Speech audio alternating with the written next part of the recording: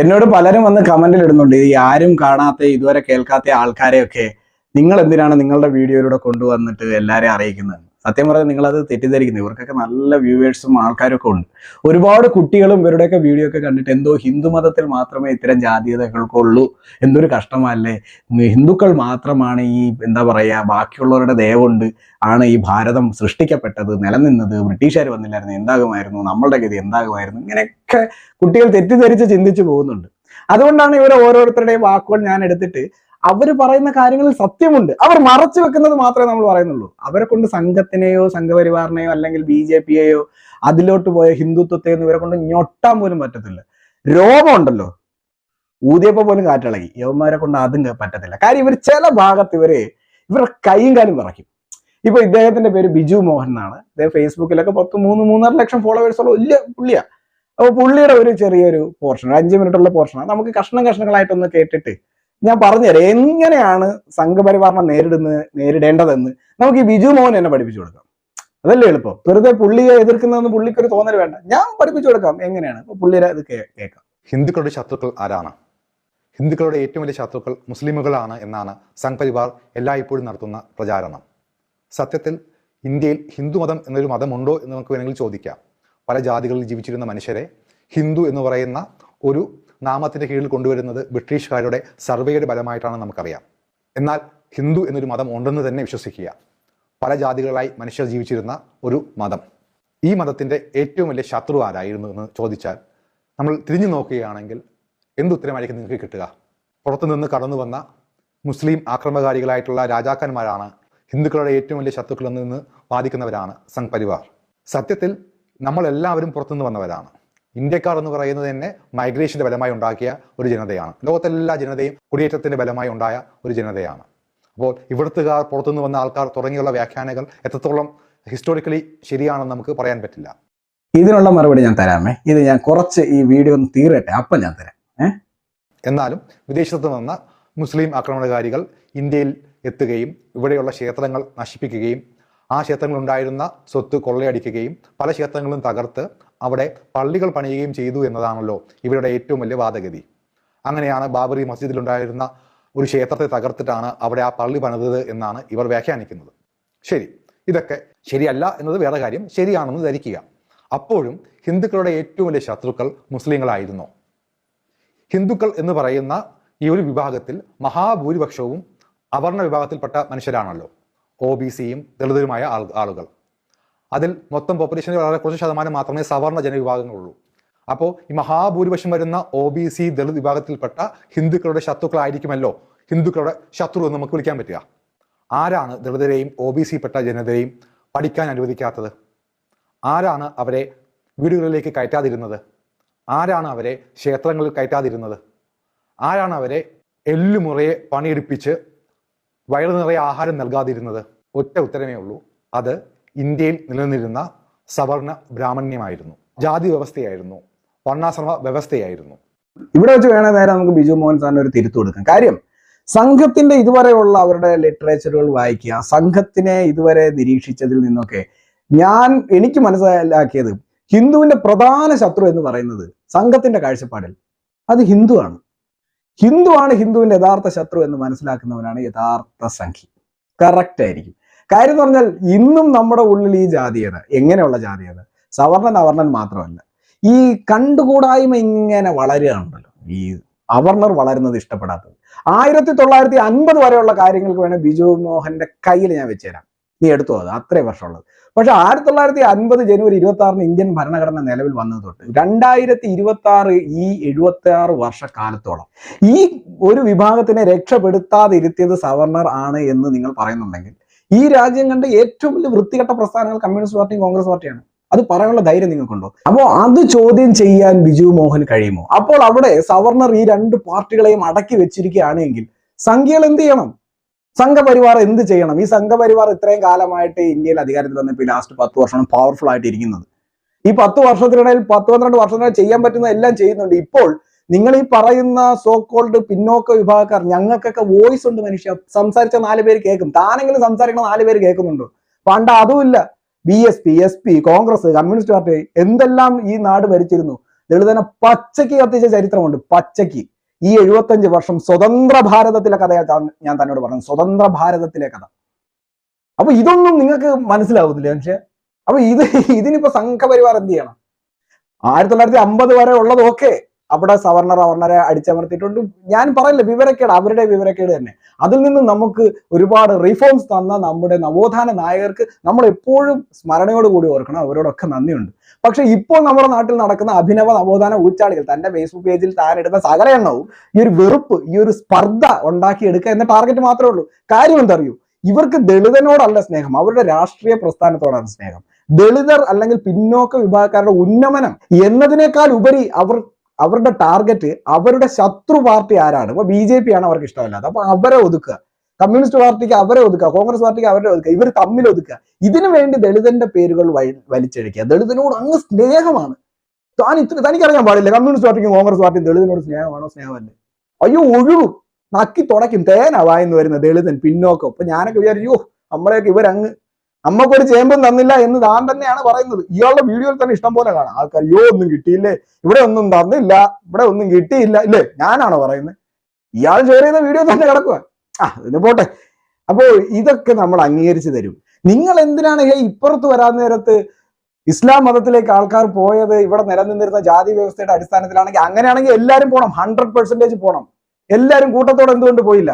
ആരും അവരുടെ വിശ്വാസങ്ങൾ വിട്ടു പോകാൻ തയ്യാറല്ല. നിങ്ങൾ ഈ പറയുന്ന പോലെ സവർണ ക്ഷേത്രങ്ങളും അവരുടെ ആചാരങ്ങളും അനുഷ്ഠാനങ്ങളും അല്ലാതെ അവർണർക്ക് അവരുടേതായ വിശ്വാസങ്ങളുണ്ട്, ആചാരങ്ങളുണ്ട്, അനുഷ്ഠാനങ്ങളുണ്ട്. അവർ കാത്തു സൂക്ഷിക്കുന്ന അവരുടേതായിട്ടുള്ള ചില പൈതൃകങ്ങളുണ്ട്. അതിനെല്ലാത്തിനും തിരിച്ചു കൊണ്ടുവരാൻ നിങ്ങൾക്ക് കഴിയുമോ? അതായത് മനുഷ്യന് ഉപദ്രവമില്ലാത്ത, സമൂഹത്തിൽ വിവേചനം സൃഷ്ടിക്കാത്ത അത്തരം നല്ല ആചാരങ്ങൾ, റിച്വൽസ്, തിറ എന്നൊക്കെ കണ്ടിട്ടുണ്ട്. നമ്മുടെ നാട്ടിൽ തിറ മഹോത്സവങ്ങളൊക്കെ നടക്കുന്നുണ്ട്, തിറയാട്ടങ്ങൾ നടക്കുന്നുണ്ട്, തെയ്യം, തിറയൊക്കെ നടക്കുന്നുണ്ട്. അതൊക്കെ ഈ പറയുന്ന സവർണ കോവിലകങ്ങളോ ക്ഷേത്രങ്ങളോ അല്ല. അതൊക്കെ ചെറിയ ചെറിയ തറകൾ കണ്ടാൽ പോലും നമുക്കറിയാം. ചെറിയ തറയൊക്കെ കെട്ടി അവിടെ മുത്തച്ചി, മുത്തപ്പൻ, ദേവി, മലങ്കാളി, നാഗകാളി എന്നൊക്കെ പറഞ്ഞിട്ട് ഇങ്ങനെ ഓരോ ചെറിയ ചെറിയ തറ, അവിടെ ഒരു ചെറിയ കൂടുമൊക്കെ വെച്ചിട്ട് അതിന് ചുറ്റും കോലം തുള്ളലും തിറയാട്ടങ്ങളും ഒക്കെ നമ്മൾ കാണുന്നതാണ്. ഇതെല്ലാം നമ്മുടെ അവർണ വിഭാഗങ്ങളുടെ പൈതൃകങ്ങളാണ്. ഇതിനെല്ലാത്തിനും അടിപൊളി നശിപ്പിച്ചുകൊണ്ടാണ് ഇവർ മതപരിവർത്തനം നടത്തിയത്. ഗോവയിൽ സെന്റ് സേവിയറിന്റെ നേതൃത്വത്തിൽ നടന്നത് 10,000-കണക്കിന് പേരാണ്. 10,000-കണക്കിന് പേരാണ് തല ഗളച്ഛേദം ചെയ്യപ്പെട്ടത്. ഇതൊക്കെ ഇയാൾ പറഞ്ഞ സമാധാനം തൊലിച്ചു കൊണ്ടുവന്നതായിരിക്കും അല്ലേ? നിങ്ങൾ പറയുന്ന പോലെ തന്നെ നമ്മുടെ ഈ ഒരു ആൻഷ്യൻ പീരീഡ് എടുത്തു നോക്കൂ. AD കാലഘട്ടം കഴിഞ്ഞ് BC-ലോട്ടൊക്കെ കേരളത്തിന്റെ കാലഘട്ടങ്ങൾ നിങ്ങൾ എടുത്തു നോക്കൂ. കാന്തള്ളൂർ ശാല, ദക്ഷിണ നളന്ദ എന്നറിയപ്പെടുന്ന കാന്തള്ളൂർ ശാല, അല്ലെങ്കിൽ വിദ്യാഭ്യാസം എങ്ങനെയാണ് കൈമാറിയത്? നിങ്ങളൊരു കാര്യം ആലോചിക്കണം. പരമ്പരാഗതമായി ആശാരിപ്പണി ചെയ്യുന്നവർ, ഇല്ലെങ്കിൽ തച്ചൻ പണി ചെയ്യുന്നവർ, കൊല്ലപ്പണി ചെയ്യുന്നവർ, ഇവരൊക്കെ അവരുടെ അറിവുകൾ അടുത്ത തലമുറയ്ക്ക് പകർന്നു കൊടുത്താണ് വന്നത്. യൂറോപ്യന്മാർ നമുക്ക് മുമ്പേ വ്യവസായവൽക്കരണം നടന്നു, അവിടെ നവോത്ഥാന വിപ്ലവം നടന്നു. അതിന്റെ ഒക്കെ സാധനങ്ങൾ ഇന്ത്യയിലോട്ട് എത്തുന്നത് തന്നെ അവരുടെ അധിനിവേശത്തിലാണെന്നുള്ളത് സത്യം. പക്ഷെ നമ്മളിപ്പോൾ ഇവിടെ ബുള്ളറ്റ് ട്രെയിൻ കൊണ്ടുവന്നത് അന്ന് ബ്രിട്ടീഷുകാർ കൊണ്ടിവിടെ ഒട്ടിച്ചു വെച്ച സാധനമല്ല. കാര്യം ലോകത്തൊരിടത്ത് വന്നു കഴിഞ്ഞു. നമ്മളിവിടെ ദീർഘവീക്ഷണമുള്ള ഒരു ഭരണാധികാരി വരുമ്പോൾ അയാൾ അത് കൊണ്ടുവരും. അത് എല്ലാ സ്ഥലത്തും കൊണ്ടുവരും. തിരുവിതാംകൂർ രാജവംശം ഇവിടെ എന്തെല്ലാം കൊണ്ടുവന്നിരുന്നു അതെല്ലാം അവർ മറ്റു നാടുകളിൽ നിന്ന് കൊണ്ടുവന്നതാണ്. ഈ വിവരം, വിദ്യാഭ്യാസം, അല്ലെങ്കിൽ അതിൽ മൂലം നമുക്കുണ്ടാകുന്ന അറിവുകൾ നമ്മൾ പലയിടത്തു നിന്നും സ്വാംശീകരിച്ചെടുത്തത് തന്നെയാണ്. നമ്മുടെ നാട്ടിൽ ഈ ദളിതരെ വീട്ടിൽ കയറ്റാത്ത, ദളിതരെ ക്ഷേത്രത്തിൽ കയറ്റാത്ത, ദളിതരെ കണ്ടാൽ തന്നെ പ്രശ്നം ഉണ്ടായിരുന്ന ഒരു കാലഘട്ടം നമുക്കുണ്ട്. ഇയാളെ പക്ഷെ ഇപ്പോഴത്തെ ഒരു പൊതുപിടുത്തം പിടിച്ചല്ലോ. ഔറംഗസീബ്, അതുപോലെ മുഗൾ രാജവംശം, അവരോടൊന്നും ദേഷ്യം തോന്നരുത്.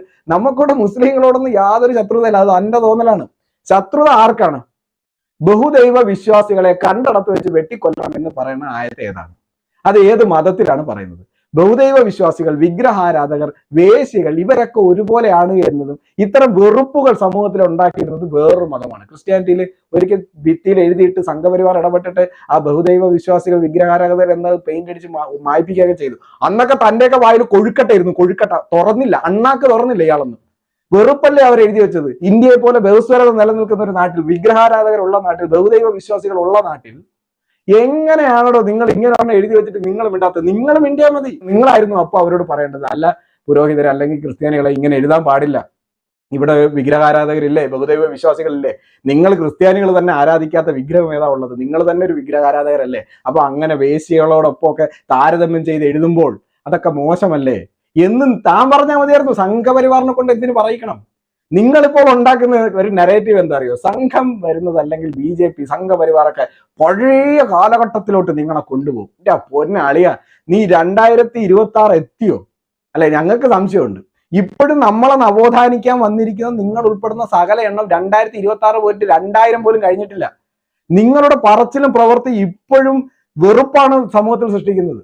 ഔറംഗസീബ് എന്ന് പറയുന്ന വ്യക്തി ഇവിടെ ഹിന്ദുക്കളെ കൊന്നിട്ടേയില്ലേ, ക്ഷേത്രങ്ങൾ തകർത്തിട്ടേയില്ലേ. ഇയാളൊരു കാര്യം ചെയ്യും, ഞാൻ പറയാം, നേരെ നമ്മുടെ കുത്തബ് മിനാറോട്ട് ചെല്ലുക. കുത്തബ് മിനാറിൽ ചെന്നാൽ അവിടെ എഴുതി വെച്ചിട്ടുണ്ട് 27ഓളം ക്ഷേത്രങ്ങൾ തകർത്തിട്ട് അതിന്റെ മേലെയാണ് കുത്തബ് മിനാർ ഉണ്ടാക്കി വെച്ചിരിക്കുന്നത് എന്ന്. അവരെഴുതി വെച്ചത് എനിക്ക് വിശ്വസിക്കാമോ? ഔറംഗസീബിന്റെ ആലംഗീർ നാമ എന്ന് പറയുന്ന ജീവചരിത്രമുണ്ട്. അത് വായിച്ചാൽ സിഖ് ഗുരു ഗോവിന്ദ് സിംഗിനെ എങ്ങനെയാണ് കൊന്നതെന്ന് എഴുതി വെച്ചിട്ടുണ്ട്. പുള്ളിയുടെ കുട്ടികളെ ജീവനോടെ സമാധി കെട്ടി പണ്ടാറടക്കി കൊന്നത്, മതം മാറാൻ തയ്യാറാവാത്തത് എങ്ങനെയെന്ന് എഴുതി വെച്ചിട്ടുണ്ട്. ഛത്രപതി ശിവജി മഹാരാജാവിന്റെ മകൻ ഛത്രപതി സംഭാജി മഹാരാജാവിനെ ചിത്രവധം ചെയ്തത് എത്ര ക്രൂരമായിട്ടാണെന്ന് അയാളെ തന്നെ ഗ്ലോറിഫൈ ചെയ്ത് എഴുതി വെച്ചിട്ടുണ്ട് ഈ ഔറംഗസീബ്. ഔറംഗസീബ് എഴുതി വെച്ചതിനെ താൻ എന്തിനാ എതിർക്കുന്നത്? ഇയാളെ സംഘപരിവാറിനെ എതിർത്തല്ലേ അടങ്ങുള്ളൂ. അപ്പൊ എന്തിനാണ് ഈ മൂടി വെക്കുന്നത്? ആ മൂടി വെക്കുന്ന ഗ്യാപ്പിലാണ് സംഘപരിവാർ ഫില്ല് ചെയ്യുന്നത്. ഇവിടെ ജാതി വ്യവസ്ഥയിൽ നിങ്ങൾ ഇനി എത്രയൊക്കെ കുത്തിത്തിരിപ്പുണ്ടാക്കിയാലും ഇനിയും ഒരു സ്പർദ്ധ വളർത്താൻ സമ്മതിക്കില്ല. താനിപ്പോ ഒരു കാര്യം പറഞ്ഞു, നിങ്ങളൊരു സത്യം പറഞ്ഞു, അതായത് ഹിന്ദുക്കളുടെ ശത്രു മുസ്ലിങ്ങളാണെന്ന് സംഘപരിവാർ വരുത്തുന്നു. മോശമല്ലേ അത്? ഒരു ശത്രുത, മുസ്ലിങ്ങളോടൊരു ശത്രുത ഉണ്ടാക്കുന്നത് തെറ്റാണ് എന്ന് നിങ്ങൾക്ക് നല്ല ബോധ്യമുണ്ട്. അതേ നിങ്ങൾ തന്നെ ആലോചിച്ച് നോക്കുക, അവർണരും സവർണരും തമ്മിൽ ഒരു ശത്രുത ഉണ്ടാവുന്നത് മോശമല്ലേ? ഒരു രണ്ട് വിഭാഗങ്ങൾ തമ്മിലൊരു ശത്രുത ഉണ്ടാവുന്നത് മോശമല്ലേ? ഇയാളെ വായിക്കാത്ത പഴമാണോ? നിങ്ങൾക്ക് അത് പറഞ്ഞൂടെ? നിങ്ങൾ അവർണരും സവർണരും ഒക്കെ പണ്ട് ഇങ്ങനെയൊക്കെ ആയിരുന്നു, നമുക്ക് ഒരുപാട് കുറവുകൾ സംഭവിച്ചിട്ടുണ്ട്. ഈ കുറവുകളുടെ ഒക്കെ അടിസ്ഥാനത്തിൽ നമ്മുടെ നവോത്ഥാനമൊക്കെ നടന്നു, നമ്മുടെ നവോത്ഥാന നായകരെല്ലാവരും നമുക്ക് വലിയ മാറ്റങ്ങൾ കൊണ്ടുതന്നു. അതൊക്കെ ആ കാലഘട്ടം കഴിഞ്ഞു. ഈ കാലഘട്ടത്തിൽ ഇനി സവർണരോട് വെറുപ്പൊന്നും വെച്ച് പുലർത്തണ്ട. കാരണം കഴിഞ്ഞ 75 വർഷമായിട്ട് ഈ നാട് ഭരിക്കുന്നത് ജനാധിപത്യ മുറയിൽ തെരഞ്ഞെടുക്കുന്നവരാണ്. ഈ വോട്ട് ചെയ്തത് മുഴുവൻ കോൺഗ്രസ്സുകാർക്കും കമ്മ്യൂണിസ്റ്റുകാർക്കുമാണ്. എന്നിട്ട് ഇവർ രക്ഷപ്പെടുന്നില്ല എങ്കിൽ 1995 ജനിച്ച വേടൻ പോലും പറയുന്നത് ജാതീയമായ പ്രശ്നങ്ങൾ അനുഭവിച്ചിട്ടുണ്ട് എങ്കിൽ ആരാണ് ഇതിനെ നശിപ്പിക്കാത്തത്? ഇതൊക്കെ നിങ്ങൾ ചോദ്യം ചെയ്യും. എന്തിനാ സംഘപരിവാറിന് ഇതൊക്കെ വിട്ടുകൊടുക്കുന്നത്? നിങ്ങൾ ഈ ഒരു സൈഡത്തും ഈ ടിപ്പു സുൽത്താനെ പൊതിഞ്ഞു പിടിക്കേണ്ട ആവശ്യം തനിക്ക് എന്താ? ഞാൻ ചോദിക്കട്ടെ. അപ്പോൾ അങ്ങനെ വരുമ്പോൾ ഈ പഴയ ചരിത്രം, അക്ബറിന്റെ ക്രൂരത, ചിറ്റൂർ എന്ന നഗരത്തിൽ അക്ബർ നടത്തിയ ജിഹാദ്, അത് അക്ബർ നാമ എന്ന പുസ്തകത്തിൽ എഴുതി ചേർത്തിട്ടുള്ള സാധനമാണ്. എഴുതിയത് ഞാനല്ല, സംഖ്യകളും അല്ല, അബുൾ ഫൈസിയാണ് എഴുതിയത്. ഇതൊക്കെ ചരിത്ര ഗ്രന്ഥങ്ങളിൽ ഉള്ളതാണ്. കോഴിക്കോട് 4.5 ലക്ഷത്തോളം ആൾക്കാരെ, ഹിന്ദുക്കളെ, സവർണരും അവർണരും ഇല്ല, വാളിന്റെ മുന്നിൽ വെച്ചിട്ട് മതപരിവർത്തനം ചെയ്തിട്ടുള്ളതും കൊന്നൊടുക്കിയ ചരിത്രം ടിപ്പു സുൽത്താനാണ് കത്തെഴുതിയിട്ടുള്ളത് അയാളുടെ ഗവർണർമാർക്ക്. ഇതൊക്കെ താൻ എന്തിനാ പൊതിഞ്ഞു പിടിക്കുന്നത്? അപ്പോഴല്ലേ ഞങ്ങൾ അത് പറയേണ്ടി വരുന്നത്, അപ്പോഴല്ലേ ഇവിടെ സ്പർദ്ധ ഉണ്ടാവുന്നത്. അതും നിങ്ങൾക്കങ്ങ് പറഞ്ഞൂടെ, അതും ക്ഷമിക്കാവുന്നേ ഉള്ളൂ. പക്ഷെ അവിടെയാണ് നിന്റെ ഇരട്ടത്താപ്പ്.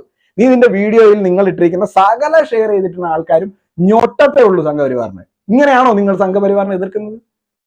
നിങ്ങൾ ആ കാര്യങ്ങൾ നിങ്ങളും കൂടെ പറയണ്ടേ? നിങ്ങൾ പറയുന്നു മുസ്ലിങ്ങളും ഹിന്ദുക്കളും തമ്മിൽ ശത്രുത പാടില്ല, മുസ്ലിങ്ങളും ഹിന്ദുക്കളും ക്രിസ്ത്യാനികളും ശത്രുത പാടില്ല. സംഘപരിവാരോടെ മുസ്ലിങ്ങളെ ക്രിസ്ത്യാനികളെ തമ്മിലടിപ്പിക്കാൻ നോക്കുന്നു, സംഘപരിവാരോടെ ഹിന്ദുക്കളെയും ക്രിസ്ത്യാനികളെ തമ്മിലടിപ്പിക്കുന്നു, ഹിന്ദുക്കളെയും മുസ്ലിങ്ങളെ തമ്മിലടിപ്പിക്കുന്നു. അപ്പൊ അതിന് താങ്കൾക്ക് ഭയങ്കര വിഷമമുണ്ട്, എനിക്കൊക്കെ വിഷമമുണ്ട്. അങ്ങനെ ഒരു സ്പർദ്ധ ഉണ്ടാകാൻ പാടില്ല.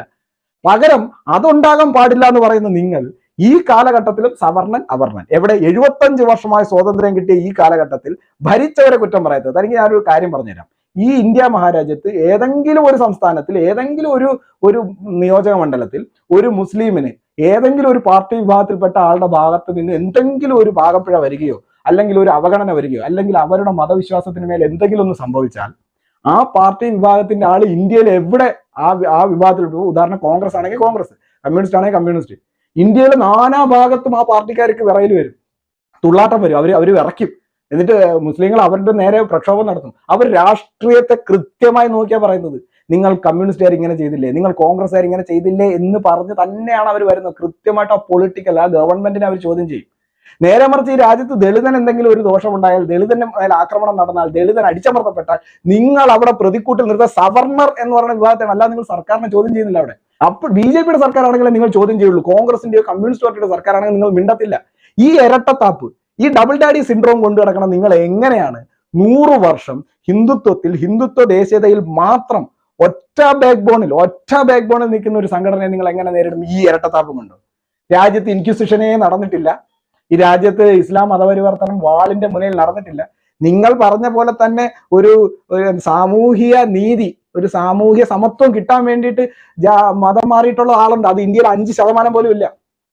എന്നിട്ട് മതം മാറിയിട്ടോ എന്താ? മുസ്ലിങ്ങൾ ഷെഡ്യൂൾഡ് ട്രൈബ് ഇല്ല, അതിന് അവർക്ക് ഷെഡ്യൂൾഡ് ട്രൈബ് ഇയാൾ അത് ചോദ്യം ചെയ്യാത്തത്. മുസ്ലിങ്ങൾ OBC കാസ്റ്റ് ഉണ്ട്, അതർ ബാക്ക്വേർഡ് കാസ്റ്റ്, ഒരു ദൈവമുള്ള അവർക്കുണ്ട്. ക്രിസ്ത്യാനികളുണ്ട്, ദളിത് ക്രിസ്ത്യാനികൾ. എന്തിനാ ദളിത് ക്രിസ്ത്യാനികൾ? അവർക്ക് സമത്വം കിട്ടാൻ വേണ്ടി വന്നില്ലേ? സമത്വം കിട്ടി. നായരുടെ നമ്പൂരിയും വഴി കൂടെ നടക്കാം, നായരെ നമ്പൂരിയുടെ മുന്നിൽ കൂടെ നടക്കാം. പക്ഷെ പള്ളി ചെന്നപ്പോൾ ഒരു പുലപ്പള്ളി ഉണ്ടായി കൊടുത്തു. പുലപ്പള്ളി, അവിടെ നിനക്ക് സ്ഥാനമുള്ളൂ. ബിഷപ്പായാൽ പുലയ ബിഷപ്പ്. വലിയ ആർസ്, വലിയ കോട്ടയത്തൊക്കെ വലിയ പള്ളികളൊക്കെ കണ്ടിട്ടില്ലേ? റോമൻ കാത്തലിക്സ്, ലാറ്റിൻ കാത്തലിക്സിന്റെ ഒക്കെ. അതിൽ അവിടെ ചെന്നാൽ അവിടെ ഉണ്ടാവും ഇവര്. അപ്പൊ അവിടെ ചെന്നിട്ട് ഞാൻ പണ്ട് പുലയനായിരുന്നു, ഇപ്പം പുലയ ബിഷപ്പ്. എന്തിനാണത് പറയാൻ നിൽക്കുന്നത്? ഞാൻ പുലയനായിരുന്നു, ഇപ്പം മാറി ഞാൻ ഒള്ളി ക്രിസ്ത്യൻ എന്ന് പറയാം. അപ്പൊ നമ്മൾ ചെന്നപ്പോ നിങ്ങൾ ക്രിസ്ത്യാനികൾ, ഞങ്ങൾ മതം മാറി, ഞങ്ങൾ ഇനി ഇവിടെ ജാതി ഒന്നുമില്ല. ആയിക്കോട്ടെ, എന്താ പേര്? ഞാൻ ഇന്ന ആള് സുറിയാനി ക്രിസ്ത്യാനി. അപ്പൊ ഞങ്ങളെ ഓക്കെ, അവർക്ക് ജാതി ഇല്ല കേട്ടോ. താങ്കൾ യാക്കോബായ ക്രിസ്ത്യാനി. അപ്പുറത്ത് വരുമ്പോൾ റോമൻ കാത്തലിക്സ്, ഇപ്പുറത്ത് വരുമ്പോൾ ലാറ്റിൻ കാത്തലിക്സ്. അപ്പൊ പിന്നെ വരുമ്പോ ഈ ഇവിടുന്ന് സമത്വം കിട്ടാൻ അപ്പുറത്ത് പോയ ദളിത് ക്രിസ്ത്യാനി. അവർക്ക് ഇപ്പൊ സംവരണം വേണമെന്ന് അവർ സമരം ചെയ്യുന്നത്. സമത്വത്തിന് പോയവർക്ക് പിന്നെ എന്താണ് പ്രശ്നം? എനിക്കറിയില്ല. ഇതൊക്കെ നിങ്ങൾ ചോദ്യം ചെയ്താൽ മതിയായിരുന്നു. എന്തിനാ സംഘപരിവാറിനത്തിലോട്ട് വലിച്ചടിക്കുന്നത്? അവരെന്തിനാ വരേണ്ട ആവശ്യം? അവരെന്തിനാ ഇതിലേക്ക് ഇടപെടേണ്ട ആവശ്യം? നിങ്ങളപ്പോ ഒരു സൈഡ് പൊതിഞ്ഞു പിടിക്കുന്നു, അവർക്ക് ജാതീയതയില്ല, അവർ പൊന്നും കെട്ട, അവർ തമ്പുരാക്കന്മാർ, ഹിന്ദുക്കളാണ് കൊള്ളാത്തത്, അങ്ങനെയൊക്കെ പറഞ്ഞാൽ എങ്ങനെയാണോ ശരിയാവുന്നത്? അപ്പൊ ഈ ഇരട്ടത്താപ്പ് കൊണ്ടൊന്ന് നിങ്ങൾ ഞൊട്ടത്തേ ഉള്ളൂ. വെറുതെ കിടന്ന് സമയം പാഴാക്കണ്ട. പറയുന്നുണ്ടെങ്കിൽ സ്പഷ്ടമായി ഞാൻ പറഞ്ഞില്ല, ഞാൻ സമ്മതിച്ചു തരാമല്ലോ. ഇത്രയും ജാതീയത, അതിക്രൂരമായ ജാതീയത നടന്നത്, അവഹേളനങ്ങൾ നടന്നിട്ടുണ്ട്, അടിച്ചമർത്തുള്ള കൊലപാതകങ്ങൾ നടന്നിട്ടുണ്ട്, സത്യമാണ്. അതിനെതിർത്ത് പോരാടിയവരും വളരെ വലിയ യാതനകൾ അനുഭവിച്ചിട്ടുണ്ട്. അത് ഗുരുവായാലും ശരി, അയ്യങ്കാളി ആയാലും ശരി, വാഗ്ബടാണെങ്കിലും, പുകയിൽ യോഹനാനാണെങ്കിലും, വൈകുണ്ഠസ്വാമികളാണെങ്കിലും, തൈക്കാട്ടയ്യ ആണെങ്കിലും ഒക്കെ നടന്നിട്ടുണ്ട്. എന്താ സംശയം? അത് പറഞ്ഞു കഴിഞ്ഞാൽ എന്താ സംശയം? ഇപ്പോൾ ഉള്ള സവർണർക്ക് ആർക്കെങ്കിലും അതിന്റെ പേരും പറഞ്ഞ് ഈ സവർണർക്ക് ഇവരോട് വാശി ഉണ്ടാക്കിയതാരാ? ഇവരെ കൊണ്ട് അവരെ വെല്ലുവിളിപ്പിക്കുക. ഈ പാവപ്പെട്ട അവർണ വിഭാഗത്തിലൂടെ എന്നെ പോലുള്ള ആൾക്കാരെ കൊണ്ടിട്ട് ഇനി ഞങ്ങളെ കണ്ടാൽ സവർണർ ഞെട്ടണം. ഇതൊക്കെ എന്തിനുണ്ടാക്കിയതാ? നിങ്ങൾ വിചാരിക്കും ഞങ്ങൾ ആരും അങ്ങനെയൊന്നും പറഞ്ഞില്ല.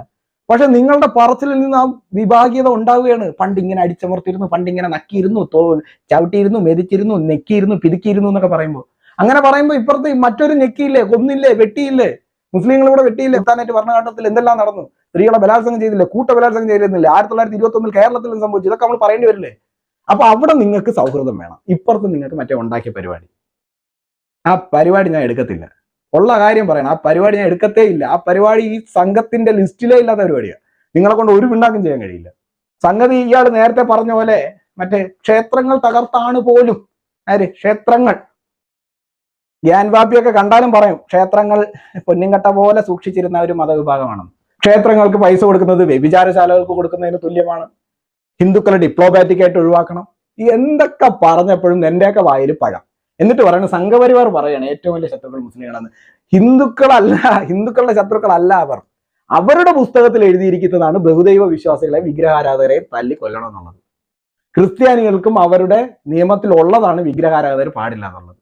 വിഗ്രഹാരാധകർ നരകത്തിൽ പോകുന്നവരാണ് എന്നുള്ളത്. അത് അവരുടെ പുസ്തകങ്ങളിലുള്ളതാണ്, ഞങ്ങളുടേതല്ല. അത് ആദ്യം താൻ മനസ്സിലാക്കി. അത് പറയാനുള്ള ധൈര്യം, നട്ടല് ബിജു മോഹൻ ഏതെങ്കിലും കാലത്തുണ്ടാവണേ എന്ന് ഞാൻ പ്രാർത്ഥിക്കുന്നു. നടക്കോ? എല്ലാത്തിനും നീ അങ്ങനെ കാണും. ഞങ്ങൾ മാത്രം, ഹിന്ദുക്കൾ മാത്രം മോശം എന്നുള്ളതില്ല.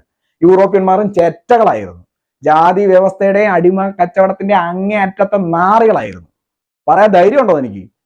അതുകൊണ്ട് അവർക്ക് മുമ്പേ കുറച്ച് നവോത്ഥാനം നടന്നുപോയി, നമ്മൾ കുറച്ച് ലേറ്റായിട്ട് നടന്നുപോയി. ഞങ്ങൾ ഇനിയും കുറച്ചുകൂടെയൊക്കെ സമയം എടുക്കും. കാര്യം ഞങ്ങൾക്ക് നവോത്ഥാനം നടന്നിട്ട് 100-125 വർഷമായിട്ടുള്ളൂ. അവർക്ക് നവോത്ഥാനം നടന്നിട്ട് 10-700 വർഷമായി. അപ്പൊ അതിന്റെ ഒരു വ്യത്യാസം ഞങ്ങളും അവരും തമ്മിൽ കാണും. പക്ഷെ താൻ ഇപ്പോഴും ഉണ്ടാക്കുന്ന ഈ സ്പർദ്ധ ഉണ്ടല്ലോ, അത് വേണ്ട. ഇനി മറ്റേ കാര്യത്തിലോട്ട്, ലോകം മുഴുവൻ മൈഗ്രേഷനിലോട്ട്. ബിജു മോഹൻ, ഞാൻ ഒരു കാര്യം പറഞ്ഞുതരാം. എല്ലാവരും മൈഗ്രേഷനാണ്. ഇപ്പോൾ ഉദാഹരണത്തിന് ലോകത്തിന്റെ ഏറ്റവും വലിയ മൈഗ്രേഷനാണ് ആഫ്രിക്കയിൽ നിന്നുള്ളത്. ഹ്യൂമൻ ക്രാഡിൽ എന്നറിയപ്പെടുന്ന ആഫ്രിക്കയിൽ നിന്ന് കുടിയേറിയവരാണ് എല്ലാവരും തന്റെ ആഫ്രിക്കയിലാണെന്ന് വേണം നമുക്ക് പറയാം. അപ്പൊ അവിടെ നിന്നൊക്കെ കുടിയേറി നമ്മളിവിടെ വന്നു. സിന്ധു നദീ നാഗരികത, സൊറാസ്ട്രിയൻ നാഗരികത, പിന്നെ എല്ലാം അങ്ങനെ ലോകത്ത് മുഴുവൻ യുനെസ്കോയുടെ പൈതൃക പട്ടികയിൽ 46 എണ്ണം മറ്റാണെന്ന് തോന്നുന്നു, കൃത്യമായി എനിക്ക് അറിയില്ല. അത്രയും നാഗരികതകൾ, സിവിലൈസേഷനും ലോകത്തുണ്ടായിരുന്നു. അതിൽ ഒറ്റ എണ്ണമേ നന്നായിട്ട് അവശേഷിക്കുന്നുള്ളൂ. അത് ഹിന്ദു അല്ലെങ്കിൽ സിന്ധു നദീതട നാഗരികത മാത്രമാണ്. പിന്നെ വേണമെങ്കിൽ നമ്മുടെ ജൂതന്മാരെയും പറയാം. ഞാൻ പറയുന്നത്, ഇവിടെ ഇടയ്ക്ക് ഒരു മുദ്രാവാക്യം, ഈ രാജ്യം ഒരുത്തന്റെയും തന്തയുടെ വകയില്ല. കേട്ടിട്ടുണ്ടോ? മോദിയുടെ തന്തയുടെ വകയല്ല ഭാരതം എന്ന് പറഞ്ഞിട്ടൊക്കെ വീഡിയോസ് കണ്ടിട്ടില്ലേ? ചിലന്മാർ എപ്പോഴും പറഞ്ഞു ഈ രാജ്യം ഒരുത്തന്റെയും തന്തയുടെ വകയല്ല. അപ്പൊ ഇത് ഞാനിങ്ങനെ കേൾക്കുക. അപ്പൊ ഈ പറയുന്നവൻ ടാർഗറ്റ് ചെയ്യുന്ന ആരെയാണ്? എന്റെ ഈ വീഡിയോ കണ്ടുകൊണ്ടിരിക്കുന്ന പ്രേക്ഷകർ ഒന്ന് ചിന്തിച്ചു നോക്കൂ. ഈ രാജ്യം ഒരുത്തന്റെയും തന്തയുടെ വകയല്ല എന്ന് പറയുന്നവൻ അവനെ സ്വയം ഉദ്ദേശിച്ചിട്ടായിരിക്കുമല്ലോ ബാക്കിയുള്ളവർ ഉദ്ദേശിച്ചായിരിക്കും. അവൻ ഉറപ്പാണ് ഈ രാജ്യം എന്തായാലും അവന്റെ തന്തയുടെ വകയല്ല. അതാണ് ഈ രാജ്യം ഒരുത്തന്റെയും തന്തയുടെ വകയല്ല എന്ന് അവർ പറയുന്നത്. പക്ഷെ ഇത് കേൾക്കുമ്പോൾ ഒരു വേദന തോന്നുന്ന സംഖ്യ മാത്രമാണ്. ഈ രാജ്യം ഒരുത്തന്റെ തന്തയുടെ വകയല്ല അപ്പൊ പറയുമ്പോൾ ഒരു ഉൾവേദന ഉണ്ടാകുന്ന ആർക്കാണ്? സംഖ്യക്ക് മാത്രമാണ്. അപ്പൊ ഞാനും ഇങ്ങനെ വിചാരിച്ച് ഇവര് നമ്മളെ അടുത്ത് ഈ ആര്യൻ ഇൻവേഷൻ തിയറി, പിന്നെ ബ്രിട്ടീഷുകാരാണ് നമുക്ക് എല്ലാം ഉണ്ടാക്കി തന്നത്, അതുവരെ നമ്മൾ തുണിയും താറും കൊടുക്കാതെ നടക്കുകയായിരുന്നു, നമ്മൾ കെട്ടിടങ്ങളൊന്നും ഇല്ലായിരുന്നു, നമ്മളിങ്ങനെ നിലത്ത് പായ വരിച്ച് ബിൽഡിംഗ് കെട്ടാനൊക്കെ നമുക്ക് വിദ്യാഭ്യാസം വേണ്ട. അങ്ങനെ വിദ്യാഭ്യാസമൊന്നും ആർക്കും ഇല്ലായിരുന്നു. നമ്മുടെ രാജാക്കന്മാരൊക്കെ തുണിയൊന്നും കൊടുക്കാതെ നടക്കുകയായിരുന്നു.